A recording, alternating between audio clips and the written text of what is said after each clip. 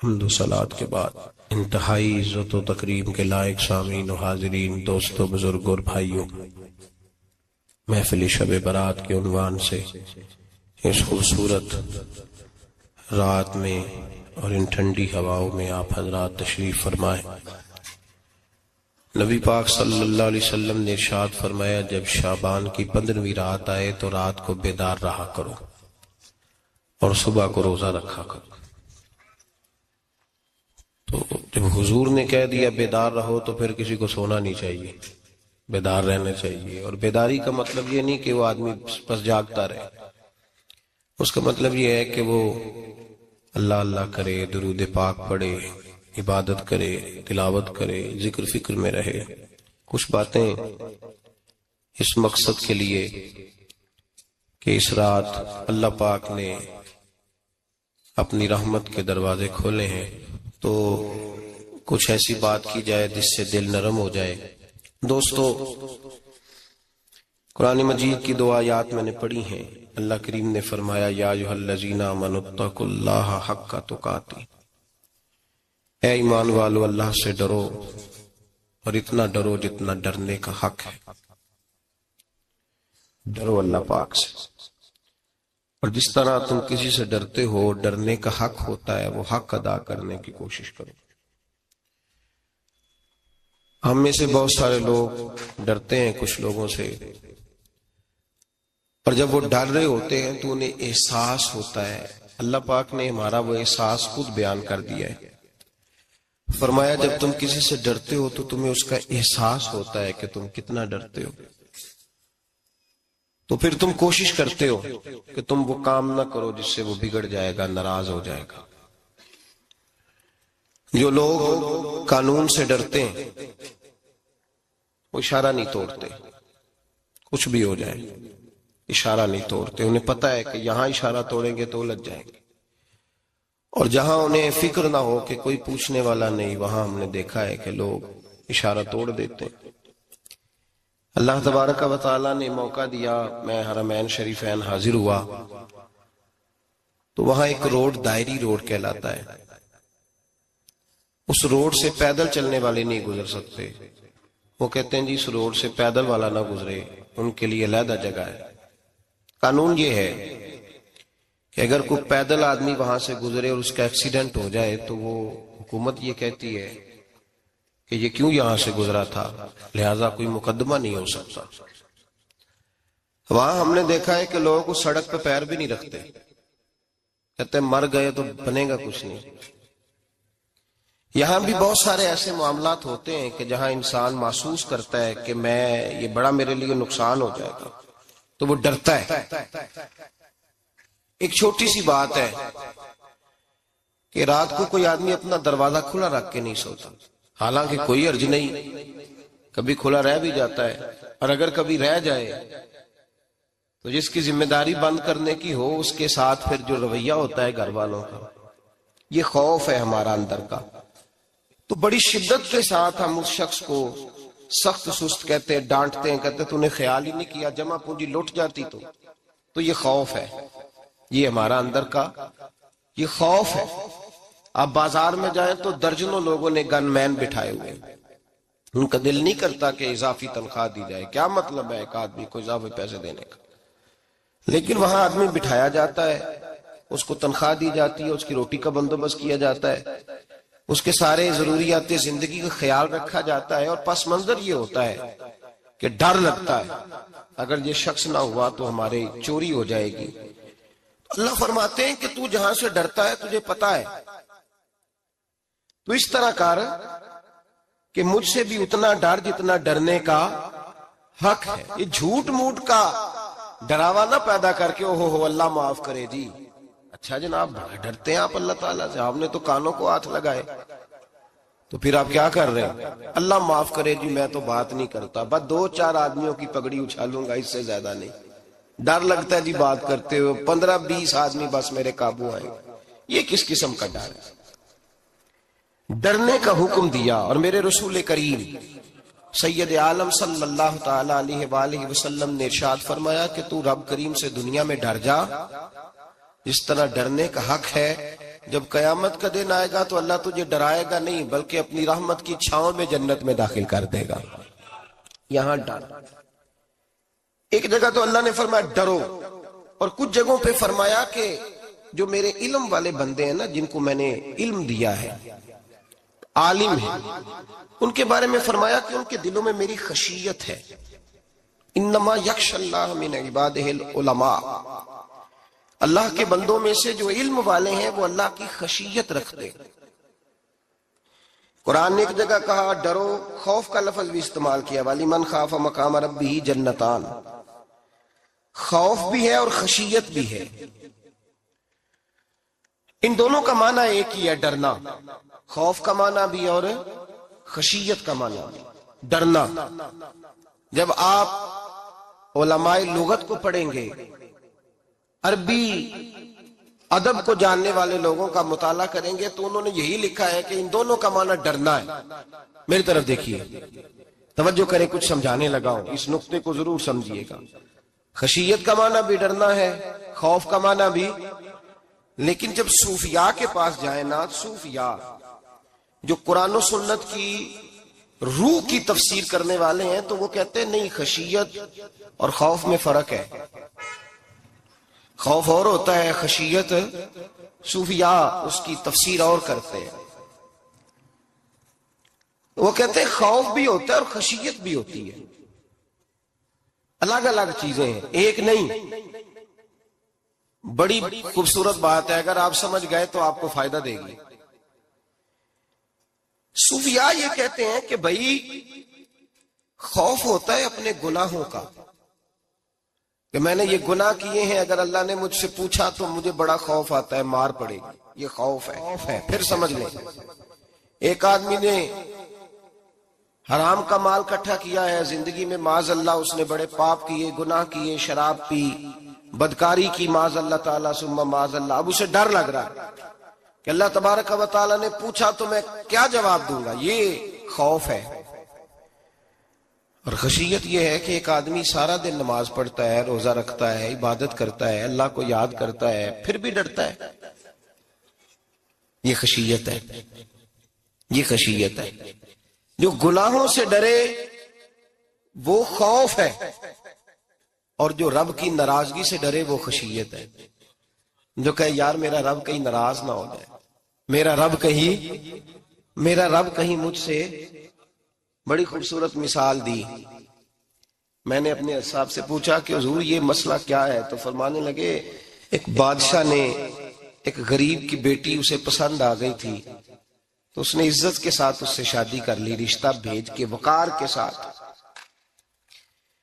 بیٹی کا باپ اپنی بیٹی کے مقدر پر رشک کرنے لگا کہ میری بیٹی کو بادشاہ نے پسند کیا ہے، بادشاہ کے شہزادے نے رشتہ بھیج دیا ہے.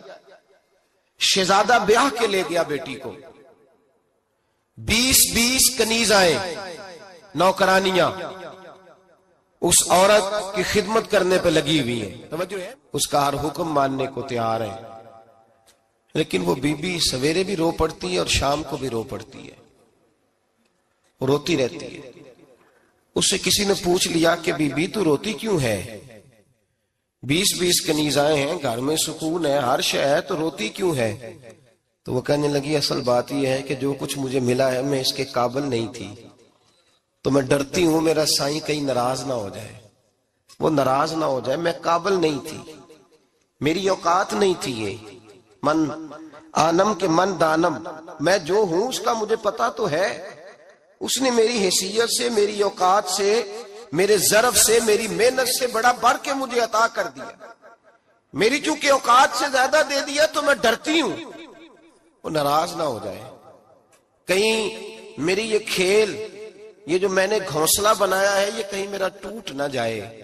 میرے بھائی، میرے رسول کریم سید عالم صلی اللہ علیہ وسلم کے امت کے اولیاء، صلحاء، صوفیاء، اتقیاء، صحابہ، اہل بیت، یہ لوگ جب روتے تھے تو یہ کوئی اس لیے نہیں روتے تھے کہ یہ آج دوپہر کو چینی میں ملاوٹ کر کے آئے ہیں تو اس لیے رو رہے ہیں رات کو. اس لیے نہیں روتے تھے کہ آج انہوں نے جو شکر بیچی ہے اس شکر کے اندر بورا ملایا ہوا تھا. اس لیے نہیں رو رہے کہ آج 10 15 20 لاکھ رشوت کا مال بینک میں جمع کر، اس لیے تھوڑی روتے تھے. یہ تو اس لیے روتے تھے کہ اللہ تو نے بڑا کچھ عطا کیا ہے، کہیں ہم سے ناراض نہ ہو جانا. یہ تو اس کی خشیت میں رو رہے تھے. حضرت داؤد طائی رحمت اللہ تعالی علیہ، حضرت امام جعفر صادق جو نبی پاک صلی اللہ علیہ وسلم کے نواسے، جناب داؤد طائی کی ملاقات ہوئی تو امام جعفر صادق حضور کے نواسے عرض کرنے لگے، داؤد طائی یار میری بخشش کی دعا کرنا، رب مجھے معاف کر دے. تو حضرت داؤد طائی رحمت اللہ علیہ فرمان لگے، امام صاحب آپ حضور کے نواسے ہیں، میں نے دعا کرنی ہے کہ آپ نے میرے لیے کرنی ہے؟ تو حضرت امام جعفر صادق رو پڑے، کہنے لگے یار تو نہیں کرنی ہے، اور اسی لیے تو تجھ سے دعا کرا رہا ہوں کہ کہیں ایسا نہ ہو نانا مصطفیٰ کی بارگاہ میں جاؤں تو وہ مجھے کہیں کہ میں کس طرح کا تھا تو کس طرح کا بن کے آیا ہے. یہی تو دعا کرانی ہے کہ میرے لیے دعا کر. جو جتنا بڑا ہوتا تھا نا اتنی زیادہ خشیت ہوتی. اور گناہگار کے تو اللہ تبارک و تعالیٰ بعضوں کا سزا دیتا ہے، آنسو سلب ہو جاتے. اس کو تو اپنے گناہوں پہ رونا ہی نہیں آتا. وہ تو روتا ہے بچہ نہ ہو تب روتا ہے، وہ تو روتا ہے پیسے نہ ہو تب روتا ہے، وہ تو اس وقت روتا ہے جب اس کا مال چلا جائے. اس کو تو بعضوں کا گناہگار کو تو بعضوں کا سزا ملتی. اللہ فرماتے تو دنیا کے لیے روئے گا، میرے لیے نہیں رو سکتا. اور جو رب کریم کے بندے ہوتے ہیں انہیں اللہ کہتا ہے تو دنیا سے بے نیاز ہے، تیری آنکھ سے آنسو جب بھی ٹپکے یا میرے لیے ٹپکنا چاہیے یا محمد مصطفیٰ کے لیے ٹپکنا چاہیے. آپ اگر اس بات کو تھوڑا سا غور کے ساتھ سمجھے تو تمام اولیاء صلحات کیا یہ رو رہے ہیں، تڑپ رہے ہیں. کیا اس کی وجہ تھی؟ نمازیں کم رہ گئی تھی، روزوں میں کمی تھی، فرائض ادا نہیں کرتے تھے کہ رویا کرتے تھے؟ کیوں روتے تھے؟ حضرت سیدنا عمر فاروق رضی اللہ تعالیٰ عنہ کے بارے میں صحابہ کہتے ہیں جناب عمر فاروق جب نماز پڑھاتے اتنا رویا کرتے تھے کہ 7ویں صف تک ان کے رونے کی آواز جایا کرتی. 7ویں صف تک ان کے رونے کی آواز جاتی. ہم لوگ بن کے بیٹھ گئے ہیں، ہم لوگ بن کے بیٹھ گئے. ہم یہ سمجھتے نہیں کہ ہماری حیثیت کیا تھی اور رب کریم نے ہمیں نوازا کیا ہے. آپ پڑھیے کتابیں، میرے رسول پاک صلی اللہ علیہ وسلم فرماتے ہیں میرا عمر جس گلی سے گزرے شیطان رستہ بدل جاتا ہے. نبی پاک فرماتے ہیں میرا عمر جب تک دنیا میں رہے گا دوزخ کو تالا لگا رہے گا. اس صاحب عزد الغابہ نے لکھا ہے نبی پاک صلی اللہ علیہ وسلم نے حضرت جبریل امین کو بلایا، فرمایا چل میرے عمر کی شان بیان کر. تو حضرت جبریل امین علیہ السلام عرض کرنے لگے یا رسول اللہ صلی اللہ علیہ وسلم 950 سال اگر اللہ مجھے عمر دے، 950 سال رب عمر دے اور پھر بھی میں عمر فاروق کے فضائل بیان کروں تو میں نہیں کر سکتا. عمر کی شان میں نہیں بیان کر سکتا. 950 سال بھی اگر میری عمر ہو. نبی پاک نے فرمایا پھر میرے ابو بکر کے بارے میں عرض کی یا رسول اللہ ابو بکر کی تو بات اس سے بہت آگے کی ہے نا. وہ نبی پاک کتنی عظمت بیان کر رہے ہیں، کس قدر زیادہ رسول کریم صلی اللہ تعالی علیہ وآلہ وسلم ان کی عظمت بیان کرتے ہیں. حضرت عمر کیا کہتے ہیں؟ وہ لوگوں کو بتاتے پھرتے ہیں کہ تم نے دیکھا ہے نا میری کتنی عظمت ہے. وہ یہ نہیں کہتے. حضور فرماتے ہیں عمر کی بڑی شان بڑی شان بڑی شان. اور عمر کے پاس جب بھی کوئی جاتا ہے کہتے ہیں عمر آپ کا کیا مقام ہے؟ تو عمر فرماتے ہیں میں تو اونٹ چرانے والے کا بیٹا ہوں، میں تو اونٹ چرانے والے کا بیٹا ہوں، میں تو اونٹ چرایا کرتا تھا، میں تو 10 اونٹ نہیں سنبھال سکتا. حضرت فاروق اعظم رضی اللہ تعالیٰ عنہ سے کو پوچھتے جناب عمر آپ کا کیا حال ہے؟ تو آپ فرماتے یہ تو میرے مقدر ہے کہ میری بہن نے قرآن سنایا تو میں در رسول تک پہنچ گیا، ورنہ مجھے پوچھنے والا کوئی نہ ہوتا. کبھی جناب علی المرتضیٰ کا بازو پکڑ کے کہتے ہیں علی تو نہ ہوتا تو عمر ہلاک ہو جاتا. بھائی حضور شانے بیان کرتے ہیں. نبی پاک کہتے ہیں میرے ابو بکر نے احسانات کیے، بڑے احسانات کیے، میں نے سب کا بدلہ چکا دیا. ابو بکر کا نہیں چکایا. اللہ کی بارگاہ میں عرض کروں گا یا اللہ تو ہی اسے بدلے دے. اور جناب ابو بکر صدیق سے کوئی پوچھتا ہے ابو بکر آپ کا کیا حال ہے؟ تو ابو بکر صدیق فرماتے ہیں مجھ سے میرے اندر کا عالم نہ پوچھو.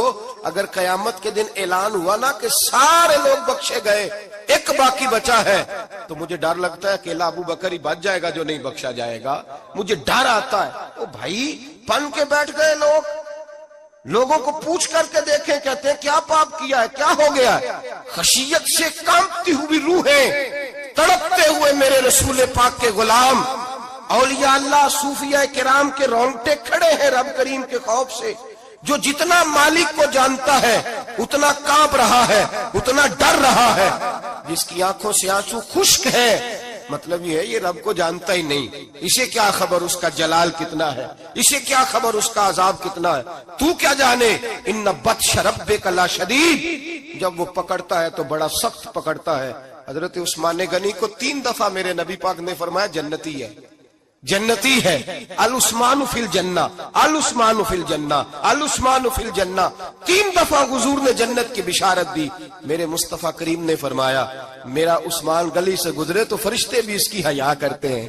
جناب عثمان غنی جن کو میرے نبی نے 2 بیٹیاں دے کے کہا عثمان میری 100 بیٹی بھی ہوتی، ایک کے بعد دوسری انتقال کرتی جاتی تو میں ساری تیرے نکاح میں دے دیتا، وہی حضرت عثمان غنی قبر پہ کھڑے ہیں حضور کے وصال کے بعد، ایک قبر پہ کھڑے، آنکھوں سے آنسو جاری ہے، داڑھی ساری آنسوؤں سے بھر گئی ہے، روتے ہی جاتے ہیں، روتے ہی جاتے ہیں۔ غلام کہتا عثمان یار رونا ہمیں چاہیے، رونا ہمیں چاہیے، جن کو کوئی بشارت نہیں اور آپ کو تو 3 بشارتیں، روتے کیوں ہو؟ جناب عثمان غنی فرمانے لگے جس مصطفیٰ نے مجھے جنت کی بشارت دی اسی رسول نے فرمایا تھا قبر آخرت کی منزلوں میں سے پہلی منزل ہے، آخرت کی منزلوں میں سے پہلی منزل۔ سوچتا ہوں اگر رب کریم نے عثمان سے حساب پوچھ لیا حساب کیسے دینا ہے؟ میرے مصطفیٰ کریم نے، یہ تو بات ہے نا جناب عمر کی، یہ تو بات ہے حضرت عمر کی، حضرت ابو بکر کی، جناب عثمان غنی کی، اور جس شیر خدا کے بارے میں نبی پاک نے فرمایا علی منی وانا من علی، فرمایا علی اور میں 2 نہیں، میں علی ہوں اور علی میں ہے، جن کو فرمایا من کنت مولا ہوں فہذا علی مولا، جس کا میں مولا اس کا علی بھی، اس کا علی بھی، جس مولا علی شیر خدا کو یہ درجہ دیا۔ ولی المرتضی اٹھے ہیں، نماز کا وضو کیا ہے، مصلی کی جانب جانے لگے تو جناب علی کا وجود تھر تھر کانپنے لگا، تھر تھر، چھم چھم آنسو برسنے لگے۔ حضرت سیدنا امام حسن آگے بڑھے، ابا جی کیا ہوا؟ فرمایا حسن ڈر رہا ہوں، مالک کی بارگاہ میں جا رہا ہوں، کہیں رب علی کو دھتکار ہی نہ دے، کہیں مالک علی سے حساب ہی نہ پوچھ لے، کہیں اللہ تبارک و تعالیٰ ناراضگی کی نظر سے نہ دیکھے۔ او بھائی ہم لوگ اتنے دلیر، اتنے تگڑے، اتنے سیاہ، اتنے عقل مند، اتنے گناہوں کے پیچھے پہاڑ ہیں، لیکن مجال ہے کوئی ایک قطرہ وہ آنسو جو ہم نے سنبھال کے رکھے ہیں دنیا داری پہ بہانے کے لیے۔ کبھی اپنا حساب کر، کبھی سوچ، روز شکوہ کرتا ہے، کہتا ہے میرے پاس پیسے نہیں، گاڑی نہیں، کار نہیں، کوٹھی نہیں، سرمایہ نہیں۔ کبھی سوچ جو کچھ ہے اگر رب کریم میرے اور آپ کے اعمال دیکھے تو ہماری حیثیت ہے کہ وہ سارا کچھ ہمیں دیا جاتا، ہماری اوقات تھی کہ وہ ہمیں دیا جاتا جو اس نے دیا ہے۔ ٹٹول کے دیکھیں، عمر گزر گئی شکوے کرتے، ذرا پلٹ کے دیکھیں، اگر ہمارے گناہ اور ہماری نیکیاں اکٹھی کی جائیں تو ہم جزا والے نہیں سزا والے نکلتے ہیں معاذ اللہ۔ محمود غزنوی بڑا پیار کرتے تھے ایاز کے ساتھ، بڑا پیار کرتے تھے، نوازا کرتے تھے، روز کوئی نہ کوئی تحفہ ملتا تھا ایاز کو۔ کچھ حسد کرنے والوں نے کہا محمود تو اسے تحفے دیتا ہے اور یہ جنگل میں اسلحہ اکٹھا کر رہا ہے، یہ تیرے خلاف علیحدہ سے فوج تیار کر رہا ہے، کچھ وقت آئے گا یہ تجھے چھوڑ کے علیحدہ سے بادشاہی کا دعویٰ کر دے گا۔ محمود غزنوی کہنے لگے یہ کس طرح کی بات؟ کہا تمہیں پتہ ہے کہ ایاز عصر سے لے کر عشاء تک کہاں رہتا ہے؟ محمود کہنے لگے یار واقعی میں نے کبھی پوچھا تو نہیں، شک کا بیج بو دیا، شک کا بیج بو دیا۔ محمود غزنوی کہنے لگے اچھا آج میں پیچھا کروں گا، تفتیش کروں گا، تحقیق کروں گا کہاں جاتا ہے، تحقیق کروں گا۔ محمود غزنوی نکلے پیچھا کرنے۔ عصر کے بعد ایاز نے جنگل کا رخ کیا، محمود بھی پیچھے پیچھے ہو لیے۔ کہتے ہیں جنگل کے بیچ جا کے ایک جھونپڑی آئی، اس جھونپڑی کے اندر ایاز گئے، دروازہ کھولا، اندر چلے گئے۔ مجھے بڑا غصہ تھا کہ ہر بات مجھے بتاتا ہے، یہ کیوں نہیں بتائی؟ جب ایاز اندر گئے تو میں نے زور زور سے دروازہ کھٹکھٹایا غصے کے ساتھ۔ ایاز نے دروازہ کھولا، باہر آئے، میں نے کہا پیچھے ہٹ۔ ایاز پیچھے ہٹے تو میں اندر چلا گیا۔ محمود کہتے ہیں جب میں اندر گیا تو میں نے اس جھونپڑی میں ایک پرانا کرتا لٹکا ہوا دیکھا، ایک ٹوٹے ہوئے جوتے پڑے ہوئے دیکھے، ایک چھوٹا سا ڈنڈا دیکھا، ایک مٹکا، ایک پیالہ دیکھا۔ میں نے ساری تلاشی لی تو چند ٹوٹی پھوٹی پرانی چیزیں، میں نے کہا یار یہ کیا ہے؟ تو کہتے ہیں یاز، کہنے لگا بادشاہ ٹٹول کے دیکھ لے، یہی کچھ ہے جو تو نے دیکھا. میں نے کہا یہ ہے کیا؟ کہتے ہیں یاز پیروں میں بیٹھ گیا، تڑپ کے رونے لگا. کہنے لگا بادشاہ یہ میری اوقات ہے، یہ میری اوقات ہے، یہ میری اوقات ہے، یہ میری اوقات ہے. کہا کیا مطلب؟ کہنے لگا جس دن تیرے پاس آیا تھا نا تو یہ میری کائنات تھی کل، آج تیری مہربانیوں نے مجھے یہاں تک پہنچا دیا ہے. میں جو تیرا غدار نہیں نہ ہوتا، میں جو تیری نافرمانی نہیں کرتا، اس لیے نہیں کرتا کہ میں ہر شام آ کے اپنی اوقات یاد کرتا ہوں، اور پھر مجھے روز رات کو میرا نفس کہتا ہے اس کا وفادار رہنا، اس کا وفادار رہنا. تو اس حال میں تھا جب آیا تھا، اگر یہ بگڑ گیا تو پھر تجھے اپنی اوقات کا پتہ ہے نا. محمود غزنوی نے سینے سے لگایا. کہنے لگے آج تک تو بچا بھی اس لیے ہے کہ تو اپنی اوقات نہیں بھولا. ملا رومی کہتا ہے اپنی اوقات یاد رکھ، تو کیا تھا. تجھے ایک رات سونے نہ دے تو اپنی ٹانگوں پہ کھڑا نہیں ہو سکتا. تیری وہ آنکھ لے جائے تو کچھ نہیں کر سکتا. وہ تجھے معذور کر دے تو کچھ نہیں کر سکتا. 30 سال کے اونچے 7 فٹ قد کے جوان اس نے فالج زدہ کر کے ہسپتالوں میں ڈال دیے، وہ کچھ نہ کر سکے. بڑے بڑے پہلوان جو کہتے تھے کہ ہم اٹھے تو دنیا اٹھتی ہے، اس نے پھینک دیے من و مٹی کے نیچے، کچھ نہ کر سکے. اپنی حیثیت نہ بھول. میرے رسول کریم سید عالم صلی اللہ علیہ وسلم نے فرمایا 2 باتوں میں لوگ دھوکے میں ہیں، دھوکے میں ہیں، دھوکے میں ہیں، دھوکے میں. یا رسول اللہ کون سی؟ فرمایا جو صحت مند ہے وہ دھوکے میں ہے. وہ سمجھتا ہے میں کبھی بیمار ہی نہیں ہوں گا، مجھے روز اسی طرح نیند آئے گی جس طرح اب آتی ہے، میں روز اسی طرح اٹھوں گا جیسے اب اٹھتا ہوں، میں اتنا ہی لمبا چوڑا رہوں گا جس طرح آج ہوں، میرا حسن اسی طرح قائم رہے گا جیسے آج ہے. تو دھوکے میں ہے، دھوکے میں. بڑے بڑے آئے اور بڑے بڑے مٹی کا ڈھیر ہو گئے، فنا ہو گئے. کل من علیہ فان، فنا ہو گئے، کوئی پوچھنے والا نہ رہا. اور میرے رسول پاک نے فرمایا جو فارغ ہیں، جن کو رب نے اپنی عبادت کے لیے فارغ کیا، اپنے دین کی نوکری کے لیے فارغ، وہ بھی دھوکے میں ہیں، وقت ضائع کر رہے ہیں، چوک اور چوراہے میں کھڑے ہیں. میرے بھائی جب اپنی حیثیت انسان بھولتا ہے، حیثیت بھولتا ہے، پھر وہ شکوہ کرتا ہے. جب اپنی اوقات بھولتا ہے پھر شکوہ کرتا ہے. جب وہ بھول جاتا ہے کہ میں کیا تھا پھر وہ شکوہ کرتا ہے. حضرت سیدنا امام اعمش رحمت اللہ علیہ بازار میں کھڑے تھے تو بادشاہ کا بیٹا گزرا، اکڑ کے گزرا. آپ نے بازو پکڑ کے کھینچا، فرمایا جا کے اپنی ماں سے پوچھ اور اپنے باپ سے پوچھ تیری اوقات کیا ہے. اکڑ کے چلتا ہے، جا پوچھ ان سے تیری حیثیت کیا ہے.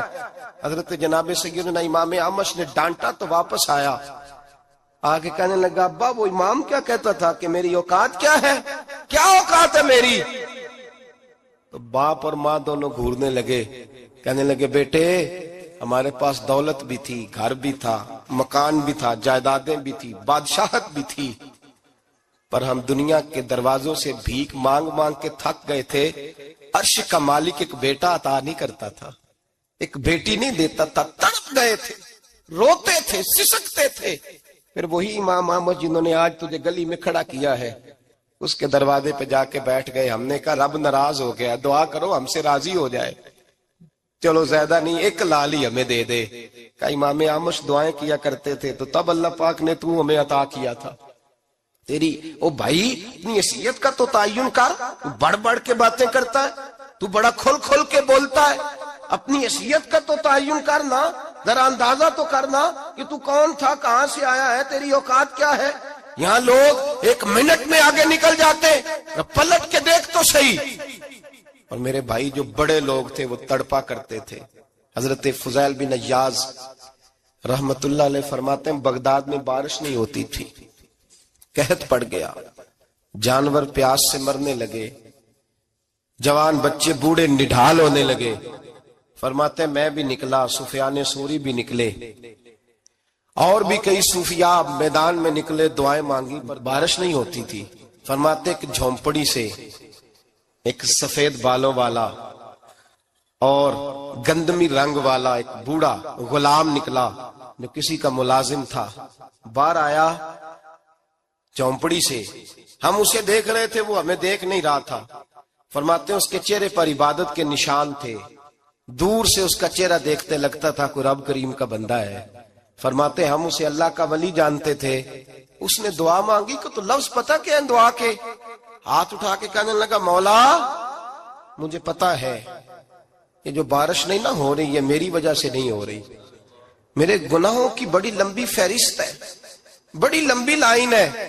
کہنے لگا اے اللہ میری اکیلے کی وجہ سے سارے بغداد کو سزا تو نہ دے۔ رب کریم جوان بھوکے، بچے بھوکے، مائیں ترس گئیں، بچے ترس گئے، جانور پانی کے قطرے، اللہ گناہ تو میرے اکیلے کے ہیں اور ان سب کو سزا کیوں دیتا ہے؟ نہ میری سزا سب کو تو نہ دے، میری سزا صرف مجھے دے، ان کو نہ دے۔ کہتے ہیں ابھی اس کے ہاتھ اٹھے ہوئے تھے، دعا بول رہا تھا، رب کریم نے فوراً بارش عطا فرما دی۔ فرماتے کھل کے بارش برسی۔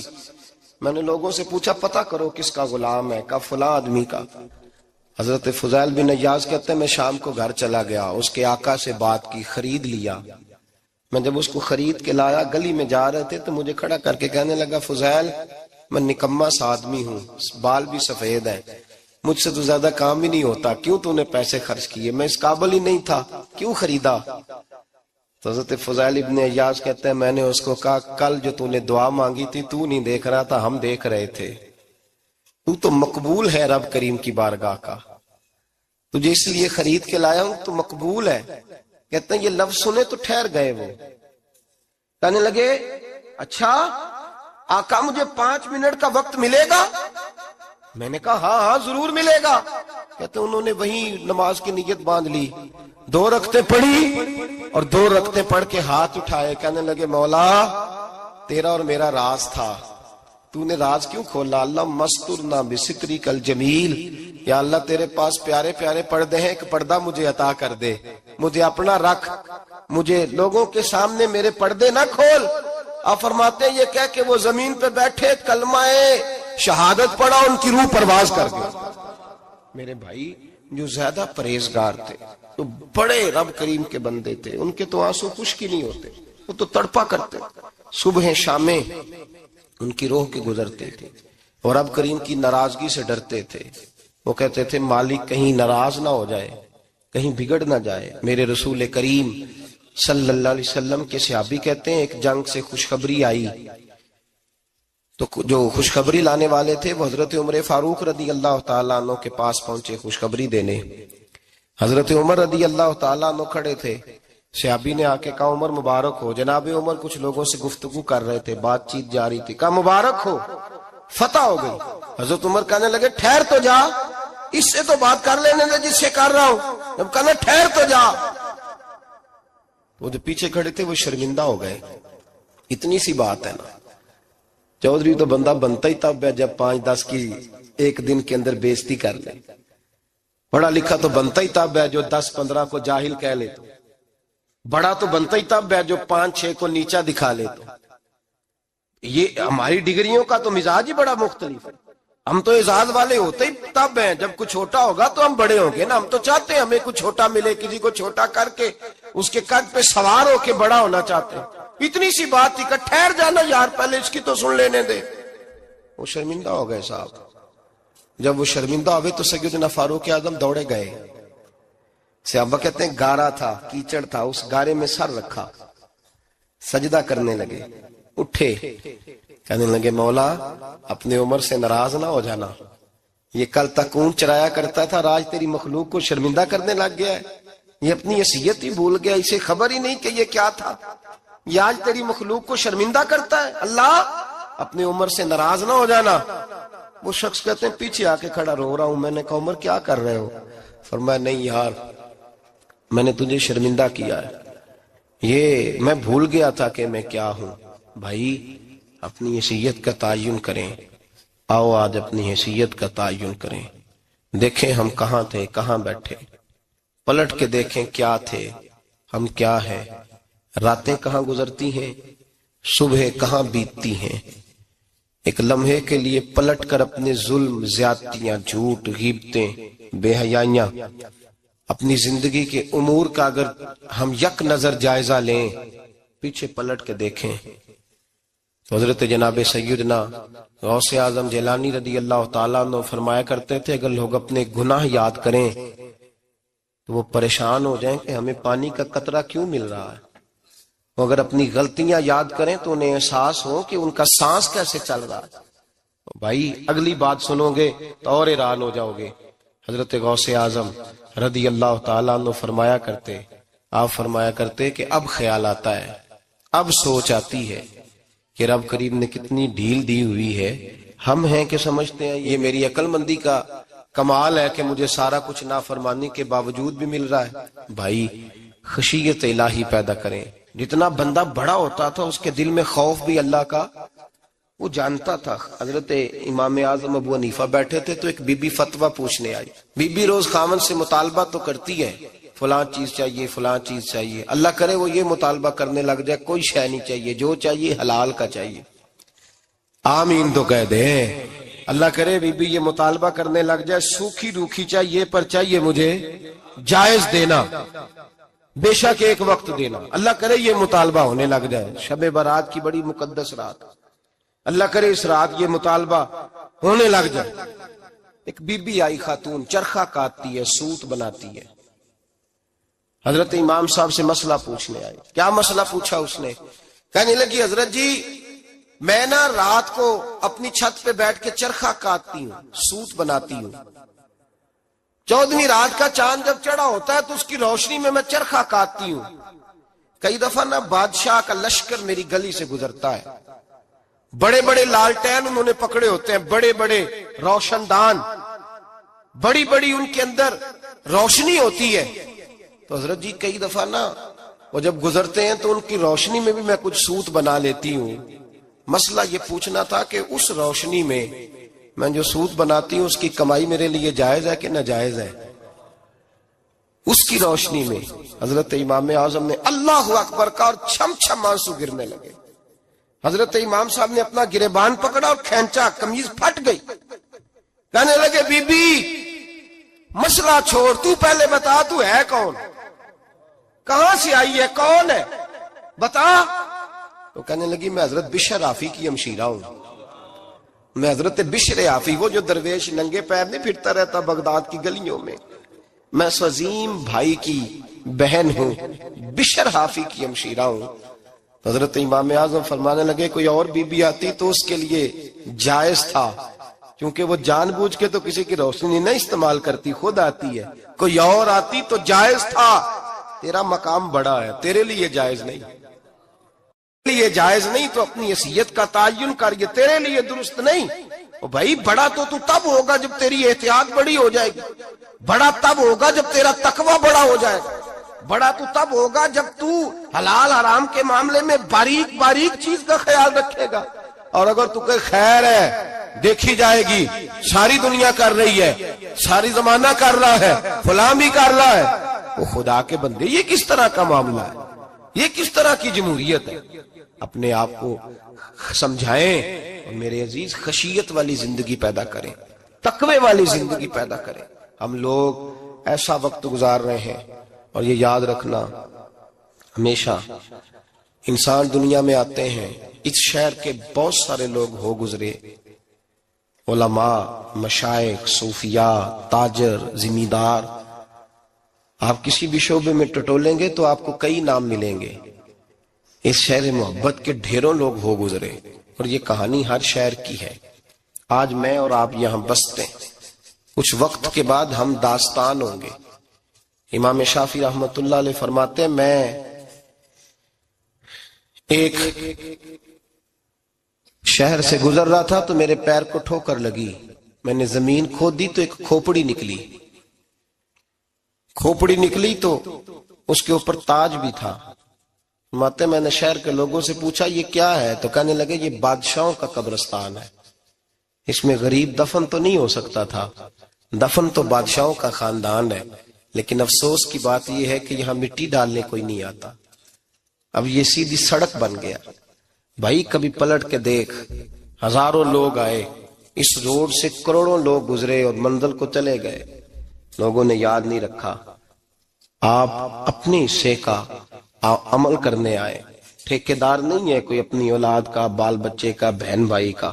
حق ضرور ہے، ان کے لیے محنت ضرور کرے گا، لیکن اس کو یہ اجازت نہیں ہے کہ وہ کہے کہ میں اب بڑا ذمہ دار ہوں تو میں نے 20 کروڑ بینک بھر کے جانا ہے۔ حضرت عمر بن عبدالعزیز رحمت اللہ تعالی علیہ کے انتقال کا وقت آیا تو اپنے بیٹوں کو بلایا، فرمانے لگے بیٹو تمہارا باپ بزدل تھا، تمہارے لیے کچھ کر نہیں سکا۔ کہا ابا جی کیا ہوا؟ فرمانے لگے بیٹے میں بزدل تھا، جہنم سے ڈر گیا، تمہارے لیے کوئی بینک بیلنس اکٹھا نہیں کر سکا۔ میں تھوڑا دلیر ہوتا، دوزخ سے نہ ڈرتا تو تجوریاں بھر کے جاتا۔ پرانے بادشاہ محل چھوڑ کے گئے ہیں پر میرے پاس کچھ نہیں ہے، بادشاہ ہونے کے باوجود میں فقیر ہوں، خالی آ جا رہا ہوں، بزدل جو تھا۔ آپ نے جب یہ لفظ کہے تو بچے رونے لگے، کہنے لگے ابا جی ہمیں تو فخر ہے، ہمیں تو فخر ہے، جس گلی سے بھی ہم گزرتے ہیں کپڑے ہمارے سادے ہوتے ہیں پر لوگ دکانیں چھوڑ کے ملتے ہیں، کہتے ہیں نیک باپ کی اولاد جا رہی ہے، یہ بڑے مرتبے والے باپ کی اولاد جا رہی ہے۔ بھائی یاد رکھیں، خشیت الہی پیدا کریں، نہ اپنی ذات کے ساتھ ظلم کریں۔ اگر آپ کوئی بھی غلط کام کرتے ہیں تو اس کا جواب آپ نے دینا ہے۔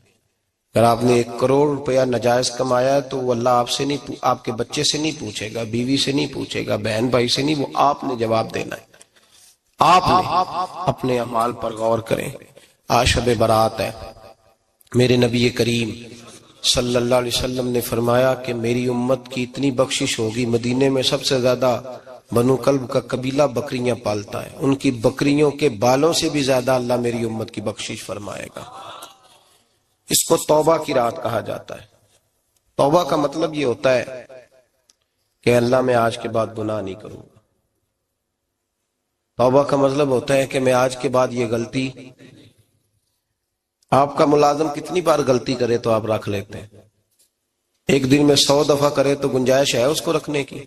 اللہ رکھ لیتا ہے، کہتا تو توبہ کر، ہے گنجائش؟ میرا خیال ہے جو 10 بار بھی کرے اس کے لیے بھی گنجائش ہے، اس کے لیے بھی گنجائش ہے۔ استاد باپ ہوتا ہے، بچے سے غلطی ہو جائے تو کہتا تجھے ارجانہ بھرنا پڑے گا۔ بچے لگے نہیں ہوتے اسکولوں میں، جرمانے لگے ہوتے ہیں، چھٹی کا لیدہ ہے، فلاں کام کا لیدہ ہے، حالانکہ باپ ہے۔ بھائی اللہ فرماتا ہے تو توبہ کر، اور توبہ یہ ہے کہ میں آج کے بعد یہ گناہ، جس آدمی نے کل 5 نمازیں نہیں پڑھنی اس کا آج توبہ کرنے کا کیا مطلب ہے؟ توبہ کا کیا مطلب ہے کہ میں آئندہ گناہ، تو جو سویرے 5 نمازیں نہیں پڑھنا چاہتا، کہتا کل زور نہیں میں نے پڑھنی، چلو فجر تک جاگنا ہے، فجر پڑھ لوں گا، تو اس نے توبہ کی ہے؟ کوئی مذاق ہے؟ استغفر اللہ استغفر اللہ استغفر اللہ، معاف کر دے، کیا معاف کر دے؟ سویرے تو مسجد آئے گا۔ بھائی آپ کسی جگہ، ہم سادے لوگ ہیں، دیہاتی لوگ، یہ ہمارا دیہات کا ماحول ہے، بچے کو مارتے ہیں نا مدرسے والے کو تو ہم کہتے ہیں دوبارہ کرے گا، تو کیا کہتے ہیں اگوں، تو جو بچہ کہے تسی تھپڑ دو مار لو میں سویرے پھر کرنا دے، تو اس کو معافی ملے گی؟ یہ کیسی معافی ہے کہ سویرے میں نماز نہیں پڑھنی زور کی لیکن یا اللہ معاف کر دے؟ یا اللہ، یہ جھوٹ ہے، یہ دھوکہ ہے، یہ مذاق ہے، مذاق نہیں کرے۔ اور بندہ کوئی سیاںا ہو تو مذاق برداشت نہیں کرتا، اور معاذ اللہ استغفر اللہ، رب کریم کے ساتھ مذاق۔ یا اللہ میری توبہ، یا اللہ میری توبہ، یا اللہ مجھے معاف کر دے، یا اللہ معاف کر دے، اور سویرے جھوٹ پھر بولنا ہے اٹھتے ہی، تو یہ کیسی توبہ ہے؟ توبہ کا مطلب ہوتا ہے کہ میں توبہ کرتا ہوں آج کے بعد گناہ، تو توبہ کو سمجھے تو صحیح نا میرے بھائی، توبہ کو سمجھیں۔ تمام صحابہ، چونکہ شراب حرام نہیں تھی تو ہر آدمی پیا کرتا تھا، جب حرام ہو گئی تو پھر کسی نے منہ نہیں لگایا، توبہ ہو گئی تو پھر ہو گئی، پھر معاملہ ختم ہو گیا۔ پھر کبھی قریب حضرت مرثد بن ابی مرثد البغوی رضی اللہ تعالیٰ عنہ حضور کے صحابی ہیں، آپ فرماتے ہیں میرے اندر ایک غلطی تھی، میرا بہت ساری خواتین کے ساتھ دوستانہ تھا، نبی پاک کی بارگاہ میں جب میں گیا اسلام کی بائعت کی تو حضور نے فرمایا تیری نظر جھکی رہنی چاہیے، خبردار کسی عورت سے تیرا، کہتے ایک نصیحت نبی پاک نے کی۔ آپ فرماتے ہیں میں نے اپنے دل کو اس طرح سمجھایا کہ عورتیں اگر میرے پاس آ کے کھڑی ہوتی تھی تو میرے اندر کا وجود کہتا تھا کہ ہو ہی نہیں سکتا میری توجہ جائے، اس لیے کہ توبہ کی ہے، اب دوبارہ ادھر توجہ جا سکتی؟ میرے بھائی توبہ کو اس کے مفہوم کے ساتھ توبہ کریں، جھوٹ نہیں بولیں، گناہ نہیں کریں۔ میرے رسول کریم صلی اللہ علیہ وسلم نے فرمایا استغفار پڑھا کرو، میں دن میں 100 مرتبہ استغفار کرتا ہوں۔ حضور کہتے ہیں میں دن میں حضور 100 دفعہ دن میں استغفار کرتے. امام حسن کے پاس ایک شخص آیا, کہا میرے پاس اولاد نہیں, فرمایا استغفار پڑھ. ایک پھر آ گیا, اس نے کہا حضور میرے پاس روزی نہیں, فرمایا استغفار پڑھ. ایک اور آیا, اس نے کہا حضور بیماری بڑی ہے گھر میں, فرمایا استغفار کر. آپ کے صاحبزادے بیٹھے تھے, کہا ابا جی جو آتا ہے آپ استغفار ہی بتاتے ہیں. آپ فرمانے لگے جب کوئی بندہ توبہ کرتا ہے تو رب راضی بڑا ہوتا ہے. تو میں نے سب کو توبہ کا وظیفہ بتایا ہے, جس کی جو بھی مجبوری ہو اگر توبہ کر لے تو اللہ تعالیٰ اسے آسانی عطا کر دیتا ہے, اللہ اس پہ نظر رحمت کر دیتا ہے. اپنے آپ کو تبدیل کریں, نماز کو اس کی حقیقت کے ساتھ پڑھا کریں, اس کی حقیقت کے ساتھ نماز کو پڑھیں. 5 وقت مسجد میں حاضری دیں, چھوڑ کے سارے کام چھوڑ کے, باقی سارا کچھ بعد میں. آپ کا رشتہ لوگوں کے ساتھ زندگی کا ہے, موت کا نہیں ہے. آپ خود دیکھ لیں, جن کے بزرگ چلے گئے وہ ڈیلی جاتے ہیں قبرستان, کل بیٹھتا ہے 2 گھنٹے جا کے. والد صاحب ہیں, دادا جی ہیں, نانا جی ہیں, دیکھا کبھی کسی کو صبح گیا ہو شام آیا ہو؟ یہی حال ہمارا ہوگا, بالکل کوئی نہیں جائے. اور پھر جب کوئی انتقال کر جاتا ہے نا تو کوئی یہ نہیں کہتا کہ ابا جی کو غسل دے لو, کہتے ہیں میت کو غسل دو. ماں آنکھوں کی ٹھنڈک ہوتی ہے لیکن کہتے ہیں لاش کو اٹھاؤ, جنازے کو اٹھاؤ. آپ کے رشتے ناطے ختم ہو گئے.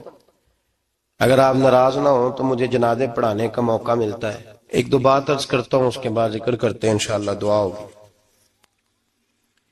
جنازوں پہ جانے کا اتفاق ہوتا ہے تو میں جنازے سے محسوس کرتا ہوں بہت ساری چیزوں کو. میں دیکھتا ہوں کہ جنازہ ہونے کے باوجود لوگ یہ سمجھتے ہیں کہ یہ ہونا تھا کام, یہ ہو گیا. اور وہاں کیفیت یہ ہوتی ہے کہ صرف یہی جنازہ ہے, اسی نے فوت ہونا تھا, ہم تو بچے ہوئے ہیں. قرآن پاک سے محبت کرنا, قرآن پاک پڑھنے والوں سے پیار کرنا, قرآن کے مدارس کو آباد کرنا, یہ بڑا مشکل ہوتا جا رہا ہے. ہم ایک مدرسہ چلاتے ہیں, ہم محسوس کرتے ہیں کہ یہ بڑا کٹھن معاملہ ہے, بڑا کٹھن. ایک تو تنقید کی نظر بھی سب سے زیادہ اداروں کی طرف ہوتی ہے, اور سب سے کم تعاون بھی اداروں کے ساتھ ہوتا ہے. مجبوری کے ساتھ ادارے وقت گزارتے ہیں. اپنا رجحان مدارس کی جانب کریں اور دین سیکھنے کی طرف رجحان کریں. قرآن مجید صحیح پڑھنا سیکھیں, قرآن مجید صحیح سمجھنا سیکھیں. اور پھر میرے بھائی, جو آیات آپ کو ضروری ہیں, نماز جنازہ ہے, وضو ہے, غسل ہے, آپ کے روزمرہ کے معاملات ہیں, وہ کسی اچھی قاری سے, اہل سنت کے کسی شخص سے ان کی درستگی کرائیں, اپنے معاملات پہ غور کریں, یہ ان کوتاہیوں سے باہر آئیں, قرآن پاک سے محبت کریں اور دینداروں کے ساتھ جڑیں. ایک گزارش آپ سے اور کرنی ہے, اس کو بھی کھلے دل کے ساتھ سنیے گا, کھلے دل کے ساتھ. یہ شب برات کی رات ہے اور میں ذمہ داری کا مظاہرہ کرتے ہوئے بات کرنا ضروری سمجھتا ہوں. آپ کسی پیر صاحب سے ملیں, کسی آستانے پہ جائیں, یہ کچھ گزارشات ہیں, بات میری ختم ہو گئی, وہ کر کے میں دعا کرنے لگا ہوں. تو شریعت اسلامیہ کا ضرور پاس اور لحاظ کریں. یہ دیکھیں جس صوفی کے پاس, درویش کے پاس, جس کو آپ پیر سمجھ رہے ہیں, اسے کوئی قرآن حدیث بھی آتا ہے, وہ کوئی سنت شریعت کا بھی پابند ہے. میری اپنی جماعت سے ہاتھ باندھ کے گزارش ہے, خدا را اب بس کر دے, بڑی تباہی ہو گئی اور لمبی چوڑی ہو گئی, تھک گئے ہم کہہ کے. لوگ سمجھتے نہیں اس چیز کو. اعلیٰ حضرت فاضل بریلوی نے لکھا ہے, ادھر دیکھیں, اعلیٰ حضرت نے لکھا ہے کندھوں تک بال رکھنا جائز ہے, کندھوں تک, کندھوں سے نیچے رکھنا حرام ہے. کیسے اس شخص کو لوگ پیر مان لیتے ہیں جس نے داڑھی سنت سے چھوٹی رکھی ہوئی ہے, بال بڑے رکھے ہوئے ہیں, یہ ملنگ صاحب ہے. ان تماشوں سے باہر آ جائیں, اللہ تبارک و تعالیٰ کی بارگاہ کی طرف رجوع کریں. ہم دم کے قائل ہیں, درود کے قائل ہیں. میں سارا دن پتہ نہیں 20 تعویذ لکھ کے دیتا ہوں. ہمارے بزرگوں کا طریقہ ہے, یہ چیزیں جائز ہیں, ان کی شریعت میں اصل ہے, دلیل ہے, لیکن کل دین یہ نہیں ہے. اپنے آپ کو بچائیں اور علم کی طرف رجوع کریں, تقوی کی طرف رجوع کریں. ان ظالموں سے, بہروپیوں سے اپنے آپ کو بچائیں. اور میں ان لوگوں کو بھی دعوت فکر دیتا ہوں جو ہمیں روز آ کے کہتے ہیں یہ تمہارا پیر, تو یہ تمہارا پیر, جب ہم خود کہہ رہے ہیں ہمارا نہیں, تو ہم کسی شرابی کبابی کو اٹھا کے کہہ دیں یہ تمہاری جماعت کا بندہ ہے تو تم رکھ لو گے؟ کہو, ہم اگر کہہ دیں تمہاری جماعت یہ درس دیتی ہے تو تم مان لو گے؟ یہ کیا بات ہوئی؟ اگر کسی جماعت کا کوئی شخص غلط ہے, اور ہم درباروں والے نہیں, ہم تو مسجدوں والے لوگ ہیں, دربار تو ایک ضمنی چیز ہے، بن بھی جائے تو ٹھیک ہے، ورنہ تو میرے نبی پاک نے فرمایا ہر مومن کی قبر جنت کا باغ ہوتی ہے، تو اندر دربار ہی بنا ہوا ہے، جنت کھلی ہوئی ہے، اوپر بلڈنگ بننا اتنا ضروری کام مہربانی فرمائے ایک تو اپنے آپ کو دین کی طرف راغب کریں، رمضان شریف آئے گا اپنی اصلاح کی کوشش کریں، اور جب کسی دینی مجلس میں جائیں تو روح کی دنیا لے کر کے جائیں، کچھ سیکھنے کے ارادے سے جائیں، کچھ درس لینے کے ارادے سے جائیں، جمعے پڑھیں، دروس سنیں، تو کچھ لینے کے ارادے سے جائیں، اور دین کی خدمت میں اپنے حصے ڈالنے کی کوشش کریں۔ اس سے صرف چندے کا معاملہ نہیں، اس سے مراد یہ ہے کہ اپنی اولاد کو، اپنے بچے کو، اپنے آپ کو دیندار بنائیں، یہ آپ کا دین میں حصہ ہوگا، یہ آپ کا دین کے ساتھ تعاون ہوگا۔ آخری بات میرے بھائی آپ حضرات سے یہ ہے، اس کو ضرور سمجھیں، خواتین کو پردے کا پابند کریں، ان کو پردہ داری سکھائیں، پردہ شریعت میں ضروری ہے، اور جواب دہ عورت نہیں ہوگی، اس کا خامند ہوگا، اس کا باپ، اور اس کا اگر بھائی بڑا سربراہ ہے تو وہ جواب دہ ہوگا کہ عورت بے پردہ کیوں نکلتی ہے۔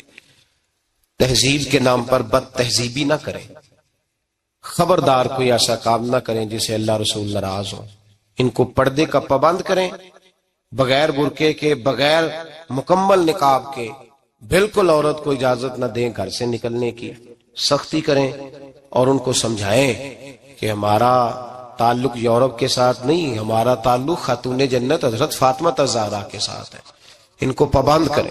اور یہ میں ذمہ داری سے بات کہہ رہا ہوں، مرد ذمہ دار ہے اگر اس کی عورت با پردہ نہیں ہے، وہ ذمہ دار ہے، اور اللہ کی بارگاہ میں اس کی کوئی بات قابل قبول نہیں ہوگی، اور شب برات کی رات اتنے لوگ گواہ ہیں کہ یہ پیغام آپ کو پہنچایا گیا، آپ کو پہنچایا گیا، آسمان زمین اور ہوا گواہ ہے کہ ہمیں یہ بات پہنچائی گئی کہ ہمیں ان کو پردہ کرانا ہے۔ ذکر ہوگا، ذکر کیا ہے؟ ذکر ہے اللہ کو یاد کرنا، اور میرے نبی پاک صلی اللہ علیہ وسلم نے ایک حدیث میں فرمایا رب کا ذکر اس طرح کرو کہ لوگ تمہیں دیوانہ سمجھیں۔ یہ لوگ باتیں کرتے ہیں تو کھول کھول کے، اللہ کے ذکر کی باری آتی ہے تو تھک سے جاتے ہیں، تھک کے ذکر نہیں کریں، ذکر کریں تو پوری دل جمی کے ساتھ، سرور کے ساتھ، کیف کے ساتھ، اور آج کر کے تو دیکھیں بھلا ذکر میں ہوتا کیا ہے، یہ لذت کیا ہے، یہ کیف کیا ہے۔ میرے بچے چھوٹے مجھ سے کہتے ہیں ذکر لمبا کرایا کریں، بیٹا اکثر مجھے کہتا ہے ذکر جو ہے نا وہ جب آپ بڑا لطف آتا ہے ذکر میں، ذکر تو ایک کیفیت ہے، لگ جائے تو اس کا ایک اپنا ذائقہ ہے، تو ذکر کریں اللہ کا، درود شریف پڑھیں۔ دعا کیا ہے؟ آج لائٹ کو بند کر کے جب ہمارے ہاں ذکر ہوتا ہے، دعا ہوتی ہے، تو ہمارے بزرگ یہ کہتے ہیں ہم ثابت یہ کرنا چاہتے ہیں کہ ہم مجمع میں نہیں بیٹھے، یا اللہ تیری بارگاہ میں بیٹھے، ہمیں تو ساتھ والا دیکھ نہیں پا رہا، دعا مانگے، اور اللہ سے مانگے تو کھول کے مانگے۔ اور آج اگر ہو سکے نا تو کوئی ایک آدھ قطرہ گرا ہی دے۔ میرے نبی پاک نے فرمایا محفل میں چند لوگ بھی رو پڑے تو سب کا کام بن جاتا ہے۔ آپ میں سے کوئی نیک آدمی ایسا ہوگا تو ہمارے جیسے کئی گناہگاروں کو ساتھ اللہ اس پہ فضل فرمائے گا۔ یہاں ذکر کے بعد دعا ہوگی، دعا کے بعد پھر سلام ہوگا، پھر ایک دفعہ آخر میں دعا ہوگی، پھر آپ کو کچھ وقت دیا جائے گا انفرادی طور پہ نفل ادا کرنے کا، 4 6 نفل پڑھ کے نئے سرے سے تازے ہو کے آپ حضرات تشریف لائیں گے، اور پھر انشاءاللہ تعالی یہاں لنگر کا بندوبست ہوگا، آپ حضرات کے لیے ماں حضرت جو کچھ ہے آپ کو پیش کیا جائے گا۔ کوشش کریں روزہ رہ ہی جائے صبح کا، ویسے بھی پریکٹس ہوگی رمضان کی، اور شعبان میں زیادہ روزے رکھنا میرے نبی پاک کی سنت بھی ہے، اس لیے ضرور کوشش کریں کہ سحری کا بندوبست ہے تو آپ روزہ رکھیں تاکہ آپ کے لیے آسانی ہو جائے۔ اللہ تبارک و تعالی ہماری اس حاضری کو اپنی بارگاہ میں مقبول فرمائے۔ پڑھیے لا الہ الا اللہ ہو، لا الہ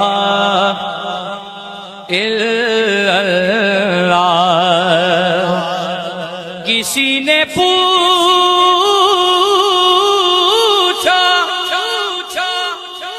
کہ جنت کی کوئی قیمت ہے، تو مصطفیٰ نے کہا لا الہ الا اللہ ہو، لا الہ الا